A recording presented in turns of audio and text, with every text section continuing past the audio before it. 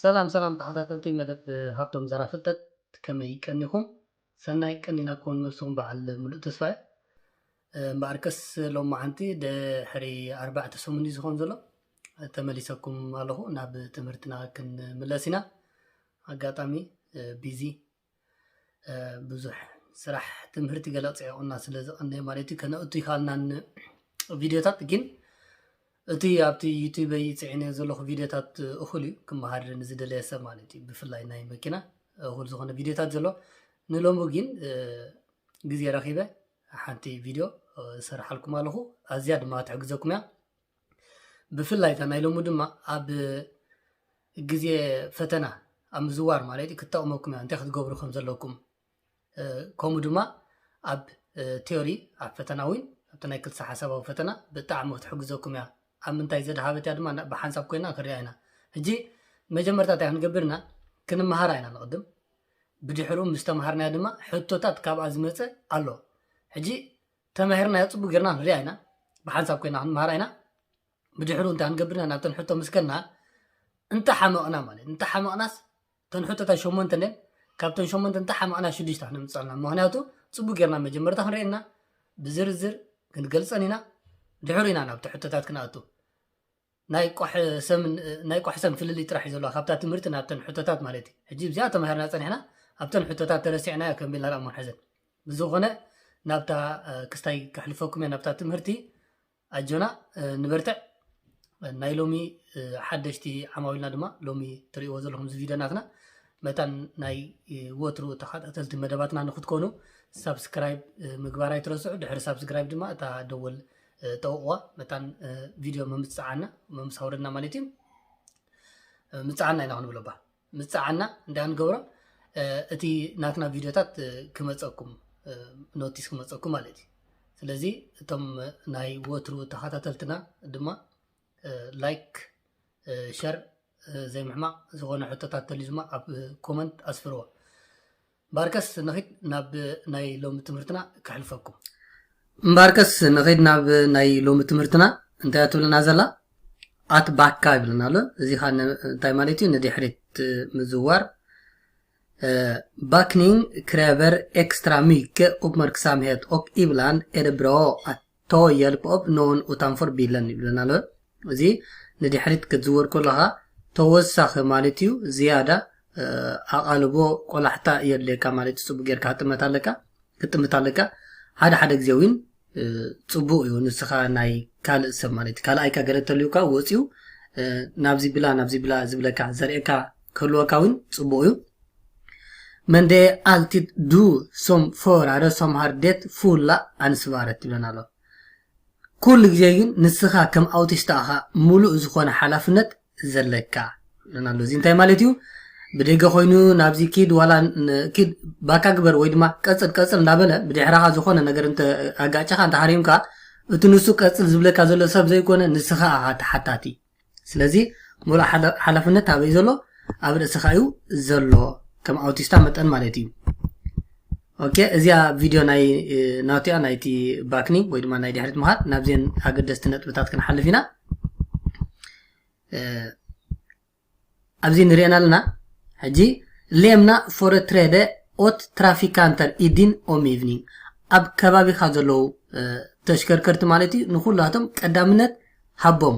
ንሳቶም ዝኾነ ነገር ኣክሽን ክወስዱ ወይ ድማ ዝኾነ ገብሩ ንዖን ቀዳምነት ሃቦም ክትርብሾም ገለስ የብልካን ማለት እዩ ንኣብነት ሕጂ ካብዚ ክትወፅእ ተደሊኻ እዛ ፃዕዳ መኪና እዚኣ ትሪኦ ኣሎ ካብዚ ባካ ጌራ ንድሕሪት ክትወፅእ ደልያ ኣላ በዚ ካልእ መኪና መፅያ ኣላ እዛ መኪና እዚኣ ካብዚ ክሳዕ ትእለ ማለት እዩ እንታይ ክትገብር ኣለካ ደው ኢልካ ክትፀንሕ ኣለካ ኣብዚ ከዓ እንታይ ይብለና ኣሎ inte hindra eller störa andra ንካልእ ማለት እዩ ኣይተዓንቅፍ ወይ ድማ ኣይትረብሽ ፀጥ ክሳዕ ዝብለካ ኩነታት ማለት እዩ ክትፀንሕ ኣለካ እንታይ ክትገብር ተኮይንካ ባካ ክትገብር ወይ ድማ ናይ ድሕሪት ክትዝውር ተኮይንካ hålla mycket låg hastighet ይብለና ኣሎ ኩሉ ግዜ ድማ እንታይ ክትገብር ኣለካ ትሑት ዝኾነ ፍጥነት ክትሕዝ ኣለካ ብጣዕሚ ሕጂ ንኣብነት ኣብዚ እንታይ 4 ኪሎ ሜትር ይኸይድ ኣሎ ቀስ ኢሉ ማለት እዩ ስለዚ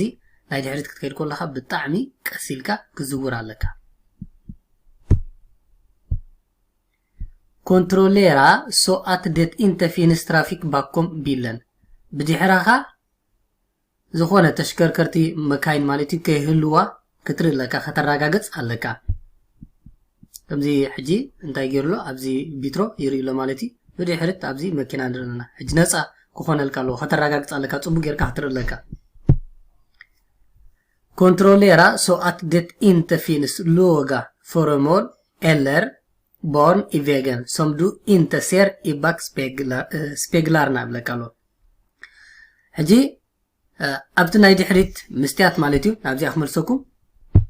ናብዚ ሓንቲ ብናይ ድሕሪት መስትያት ትርኢ ኣለኻ ኣብዚ ግን ኣብዚ መስትያት እዚ ዘይረኣየካ ነገራት በዚ ዝተኸወለ ብታሕቲ ማለት እዩ ሓፀርቲ ንኣሽቱ ቆልዑ ማለት እዩ ዝኾነ እንስሳ ደቀቕቲ ድሙ ከልቢ በዚ ታሕቲ ክህሉ ይኽእሉ እዮም ስለዚ ኣብዚ እንታይ ዝብለና ዘሎ ዝኾነ ነገራት ክሪኦ ዘይንኽእል ኣብዚ ናይ ድሕሪት መስትያትና ማለት እዩ እንታይ ክንገብር ኣለና ከነረጋግፅ ኣለና ወፂና ዲና ገለ ጌርና እቲ ከባቢና ነፃ ከም ዘሎ ክንሪኦ ኣለና ከነረጋግፅ ኣለና ኣብዚ ኻ እንታይ ይብለና ኣሎ ናር ዱስካ ባካ ንስኻ ክጅምር ከለኻ ማለት እዩ ንድሕሪት ክትከይድ ክዝውር ከለኻ ይብለና ኣሎ ቀዳማይ እንታይ ይግበር ይብለና ኣሎ ቭሪድ ክሮፐን ሶ ዱሴር ክላርት ባኮት እዛ ጓል ትሪኦ ኣለኹም ኣብዚ እንታይ ገይራ ኣላ ንድሕሪት ተጠውያ ማለት እዩ ርእሳ ጠውያቶላ ፅቡቅ ጌራ ንክትሪእላ ተጠውያላ ስለዚ ንፁር ዝኾነ ክትርኢ መታን ብድሕሪት ነብስኻ ጥወዮ ይብለና ኣሎ ታ sikte på målet till exempel en bil ሕጂ ዕላማ ሓደ ነገር ዕላማ ግበር ኣነሲ በዚኣ ተኺለ ክኸይድ ኣለኒ ኢልካ ሕሰብ ኣብ ርእሳ ኣቕምጣ ንኣብነት እንታይ ወሲዶ ኣሎ እዛ መኪና ወሲዶ ኣሎ ኣብዚኣ ዓሊሙሎ ከምዚኣ ኢለ ተኺላ ከምዚኣ ኢለ ክኸይድ ኣለኒ ኢሉ backa i riktning mot målet i så rak linje som möjligt ብዝተኻለካ መጠን ማለት እዩ ትኽኢልካ እንታይ ክትገብር ናብታ ንስኻ ዕላማኻ ከምዚኣ ኢለ ክኸይድ ኣለኒ ኢልካ ዘወጠንካዮ ማለት እዩ ብዝተኻለካ መጠን ትኽኢልካ ክትከይድ ክትፍትን ኣለካ እዩ ዝብለና ዘሎ ኦኬ ሽዑ ኣብዚ እንታይ ይብለና ኣሎ ናር ዱስካ ባካ ሩንት ኤት ሆርን ይብለና ኣሎ እዚ ከዓኒ ሆርን ማለት እንታይ ኩርናዕ ማለት እዩ ኣብ ሓደ ኩርናዕ ባካ ክትገብር ከለኻ እንታይ ክትገብር ኣለካ ኣብዚ ክነግረና ኣብዚ ታሕቲ ኣብዚ ላዕሊ ርኢና ዘለና እዚ ኖርማል እዩ ትኽኢልካ ንክትከይድ ጥራሕ እዩ ኣብዚ ታሕቲ ግን ኣብ ሓደ ኩርናዕ ባካ ወይ ድማ ንድሕሪት ክትከይድ ክትጥዎ ከለኻ እዩ ዝብለና ዘሎ መጀመርታ እንታይ ይብለና ኣሎ välj ut ett riktmärke bakåt som du siktar mot ሕጂ ብድሕሪኻ ማለት እዩ ዝኾነ ምልክት እንታይ ክትገብር ኣለካ ምረፅ ናብዚኣ ክኸይድ ኢልካ ምረፅ ይብለና ዘሎ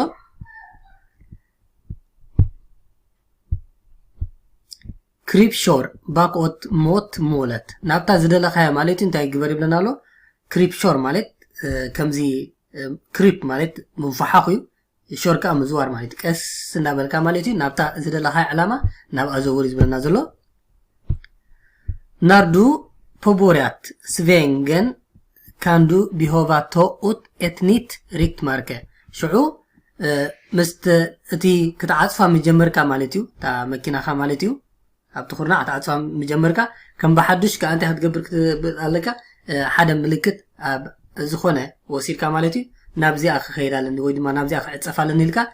ኣብ ሓደ ቦታ እንታይ ክትገብር ኣለካ ክትዕልም ወይ ድማ ኣብ ሓደ ቦታ ክትርኢ ኣለካ ናብዚኣ ክከድ ኣለኒ ኢልካ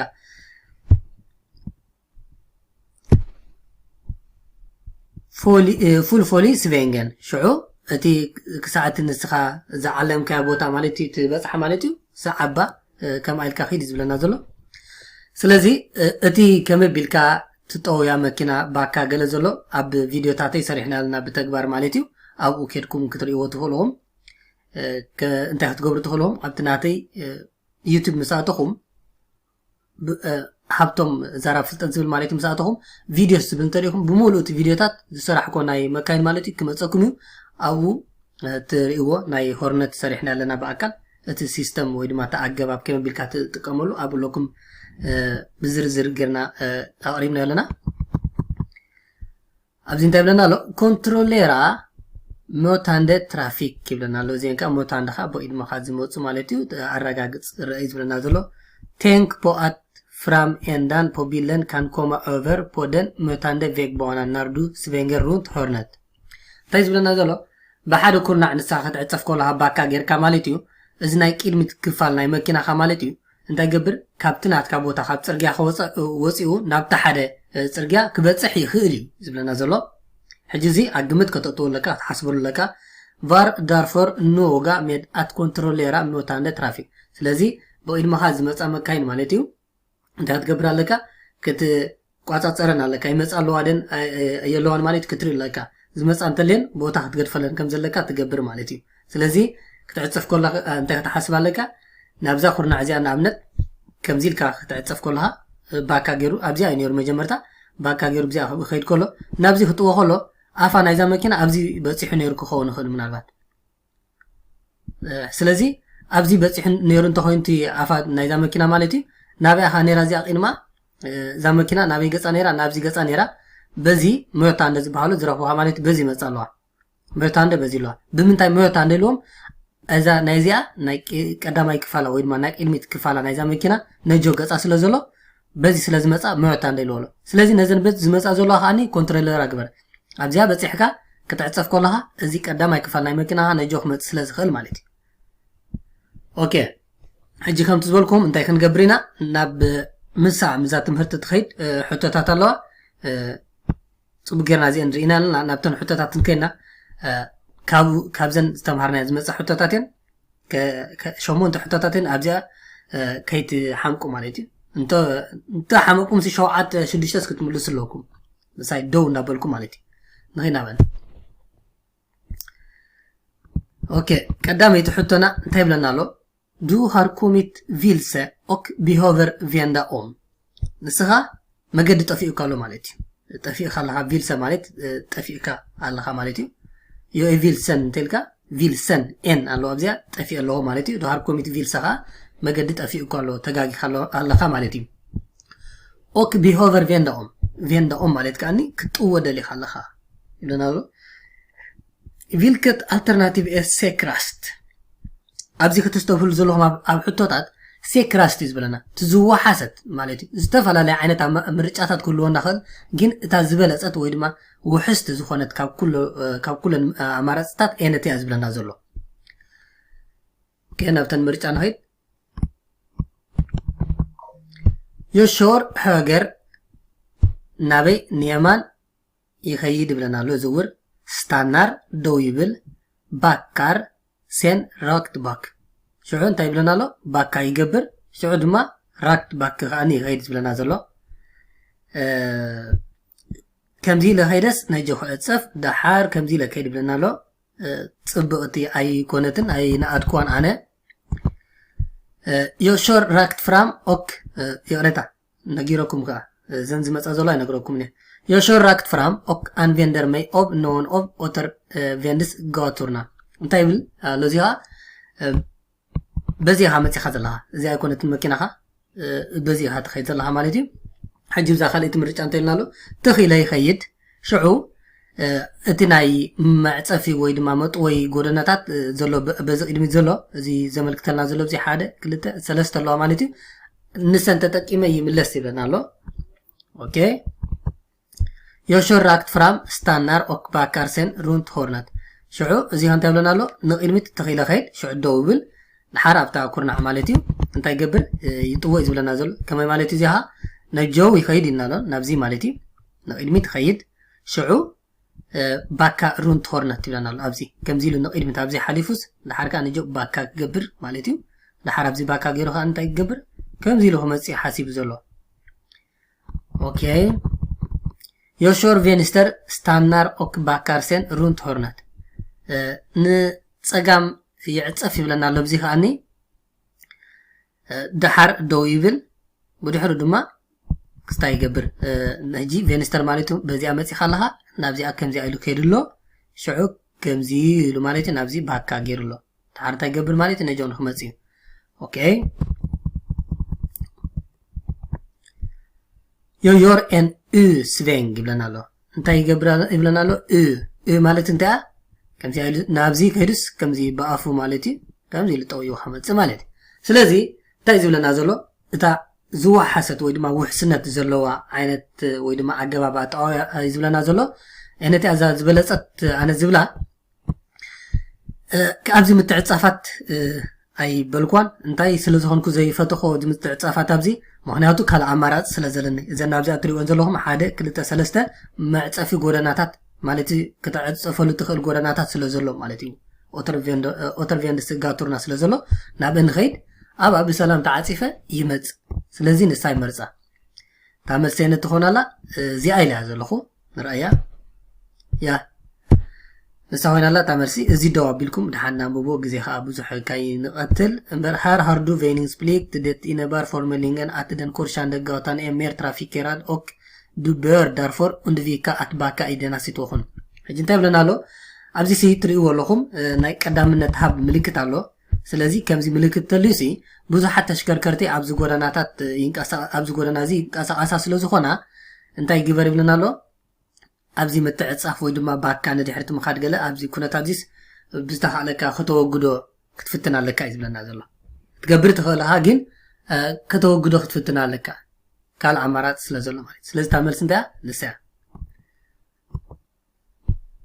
ንኺድ ኣብዚ ኻ እንታይ ይብለና ኣሎ vilket av dessa alternativ är det lämpligaste sättet att vända i denna korsning ኣብዘን ሰለስተ ምርጫታት ኣብዚ ንሪአን ዘለና ኦቢሲ ታ ብቕዕቲ ወይ ድማ ዝበለፀት ዓይነት ኣተዓፃፅፋ ዓይነት እዩ ዝብለና ዘሎ ሕጂ ሕሰቦ ኣብዚ ባዕልኻ ይረአየካ እዩ እንታይ ክትገብር ከም ዘለካ መኪና ሒዝካ መፂኻ ኣብዚ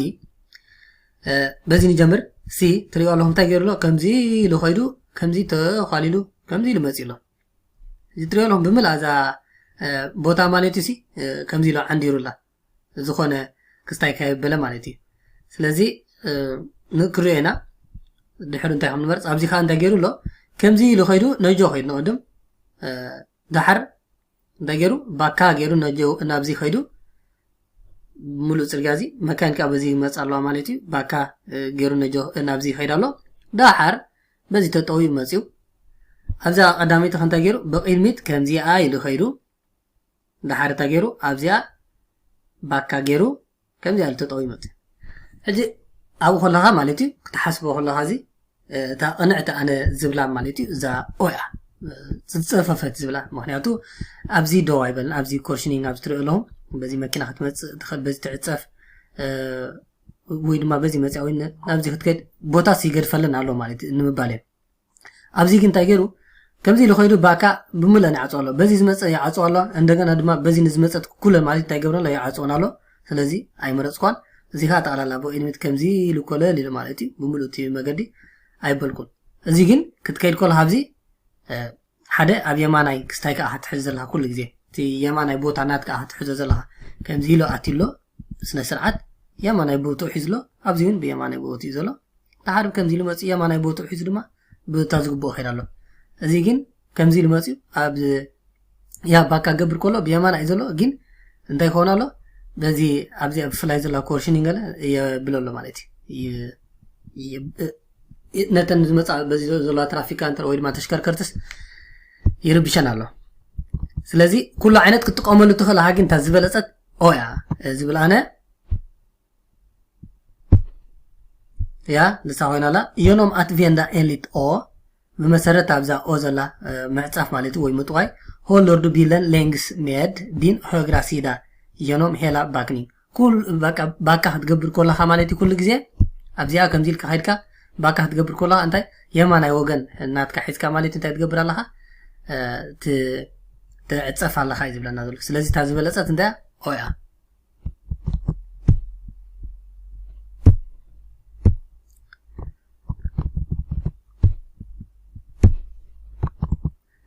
ኣብዚ ሓንታይ ብለና ኣሎ ዱ ሃር vid bakning med släpvagn bet någon om hjälp med uppsikten bakåt vem är ansvarig om något skulle hända ገለ ነገር እንደጋጢሙ ማለት እዩ ንድሕሪት እንዳበልካ እንዳዘወርካ ከለካ መኪና ምዃነ ሓደ ሰብ ብደገ ወፂኡ ይርኤልካ ኣሎ ይሕግዘካ ኣሎ ማለት እዩ ናብዚ ብላ ብለካ ኣሎ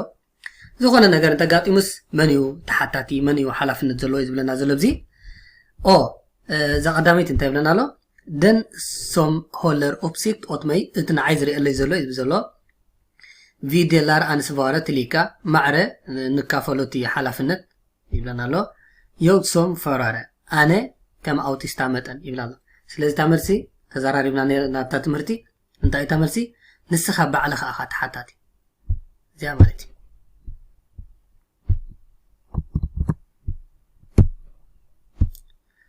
Varför är det särskilt farligt att backa när barn finns i närheten?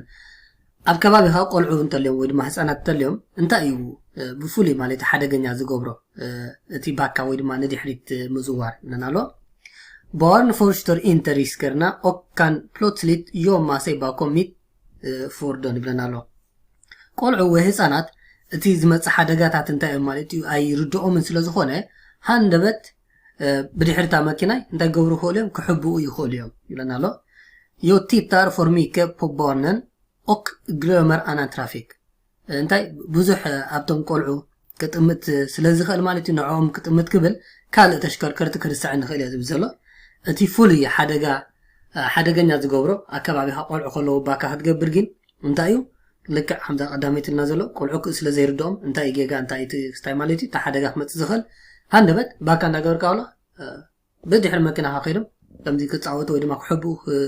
كفتنو يهوليوم سلازي نسيتي حدغኛ ዘብሉ ማለት ብፉሊ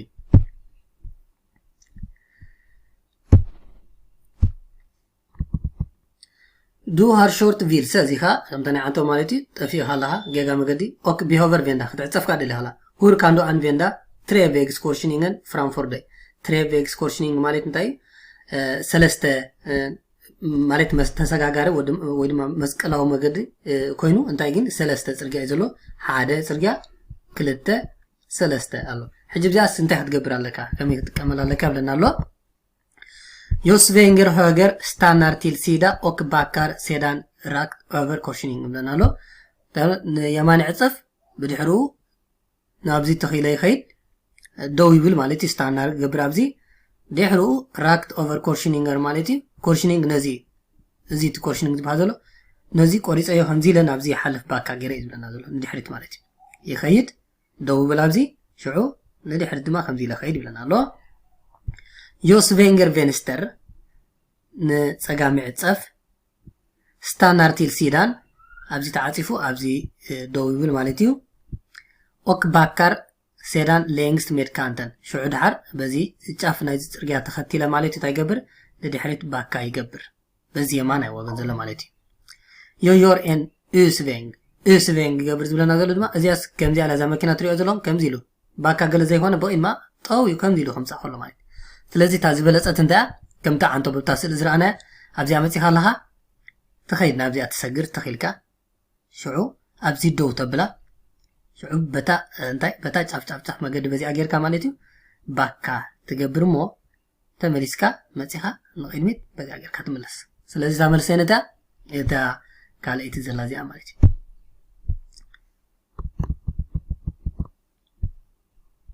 ታይብለካሎ ቴንክ ኦክሶፖ አዱ ሃር ቬኒን ፕሊክት ሞት አላ ትራፊካንተር ኡንደር ቲደን ዱ ባካር ባካ ክትገብር ከላ ኩሉ ግዜ ኣብቲ ግዜቲ እንታይ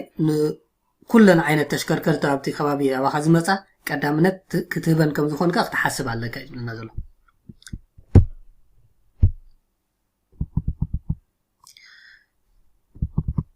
دو فيل باركيرا ايروتان فرانفورداي هور بردو يورا ابزا اين ما خازلا روتا مالتي ذا صدق ازيا نبلا دحن ابزا اختاتو دلي خلاها ابزا تعشق على لا مكيناخا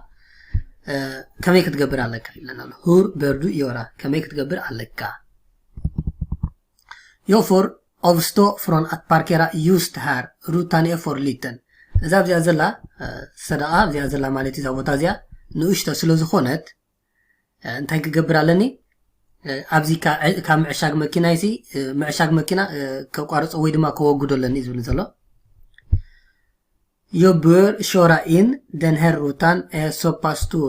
så pass stor att det ger mig störst chans att komma in på en gång ይብለናል እዚያ ዓባይ ስለ ዝኾነት እዛ ቦታ እዚኣ በሓንቲ ግዜ ከኣትዋ ስለ ዝኽእል ትኺለ እንዳይገብራለኒ ናብኡ ከኣትለኒ ማለት እዩ ብቅድሚት ናይ መኪኑ እዩ ሾራኢን እንተይልኳ ማለት እዩ ክዝውር ከላኻ ክትፍተን ከላኻ ወይ ድማ ኣብ ትራፊክ ስኩላ ሾርኢን እንተይልኳ ብኣፋ عشقة مالتي زبلك عزلو بقفا بقيد ما مالتي زياون كن كينا نابسال سيدي يوبر باكاين دن هروتان سو ليتن سو دير مي ستورشت خانس ات كوماين بو انغونغ ابزين تاجبرالن يزبزلو نشتو سلازو خونه زابوتا زيا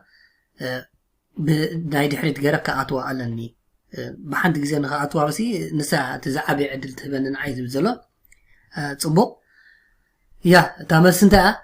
باكا تجبرالك بزعبا نايزي اوين نايزا فيك باركيرينج سريحنا نيرنا انا مالتيك ستاي فيديو عليكم حبت فيديو تاعتك تفتشكم ترخوا تقولهم نقدمت تخيت ابزي مع رزا ماكينه زي اتخون بديحرو طوي خان ابزي تاي تجبر مالتي تاعتو باكا غيركا ስለዚህ ዝበለጸ ታመልስ እንደ እዚያ ኩሉ ግዜ ባካ ገለ ክትገብር ኮላካ ከባቢ ካዘሎ ክትጥምት ክትጥንቀ ኣለካ ዋላ ጽቡቕቲ ፊክ ፓርኪንግ ጌርካ ብዚ ጽቡቕ ዋላ ባካ ጌርካ ኤል ገለ ሰሪሕካ ከትርፉኻ ይኽእሉ እዮም ብምንታይ እዮም ዘትርፉኻ ቀንዲ ንሳቶም ንዕኡ ኣይኮን ቀንዲ ዝርኢ እንታይ ዳ ትጥምት ደኻ ንሳ ከባቢኻ ትቋፀፀሩ ኣለኻ ደኻ ንዕኦም ዝርኢ ቀንዲ ስለዚ ኩሉ ግዜ كنت على نصبو غيرنا باكا نغبر كلنا قسيلنا بفلا فتنا قسيلكا ولا دون دبل كادي قال قسيلكا تعشق على كان داتمت كان كل بودا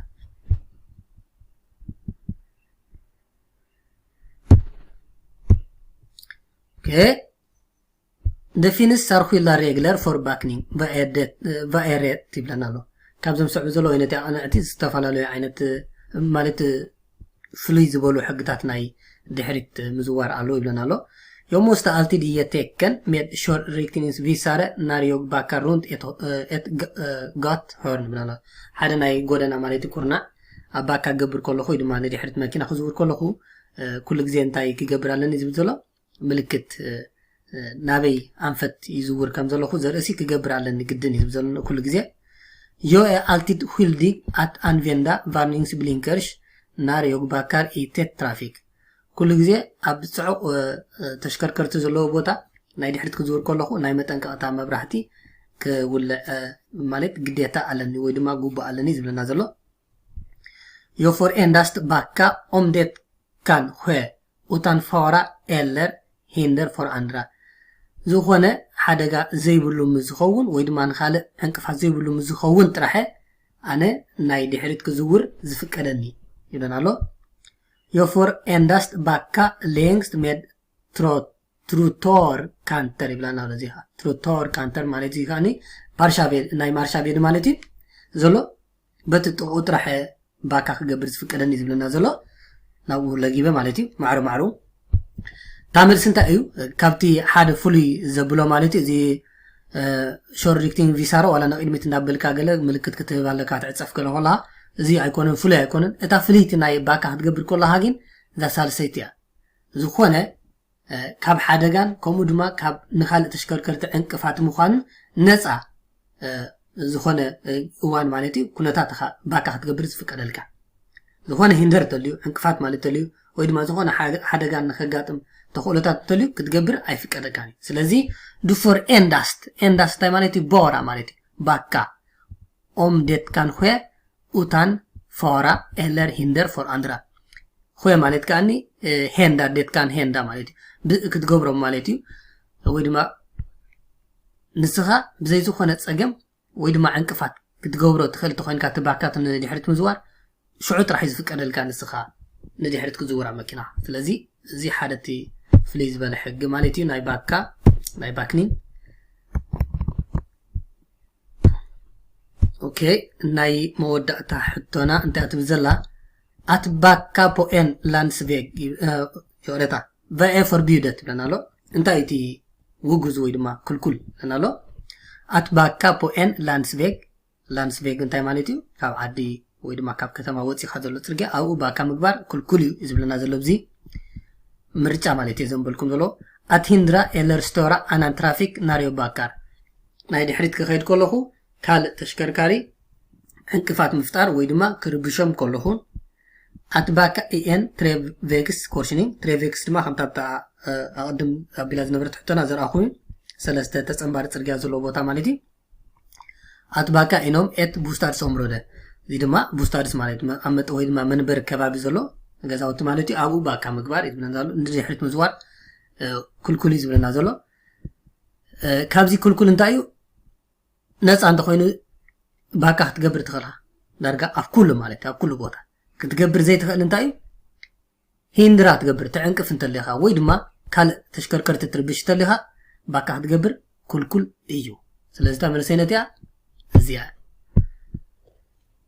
ኦኬይ እምበኣርከስ ክቡራት ተኸታተልቲ መደባት ሃብቶም ዘራፍ ፍልጠት ንሎማ ዓንቲ ኣዳልየን ዝነበርኩ ትምህርትን ኣዳልየን ዝነበርኩ ሕቶታትን ነዚ ይመስል ነይሩ ኣብ ዝመፅእ ግዜ ብካልእ ዓይነት ትምህርቲ ክሳዕ ንራኸብ ሰሰናዩ ኣብ መወዳእታ ድማ እቶም ሳብስክራይብ ዘይገበርኩም ሳብስክራይብ ምግባር ኣይትረስዑ መታን ናይ ቀጻሊ መደባትና ተኸታተልቲ ወይ ድማ ዓማዊል ናይ ሃብቶም ዘራፍ ፍልጠት ክትኮኑ እቶም ሳብስክራይብ ዝገበርኩም ድማ በዚ ትምህርቲ ሕጉሳት ተኮይንኩም ላይክ ምግባር ኣይትረስዑ ሰሰናይ ዘበለ ንኹላትና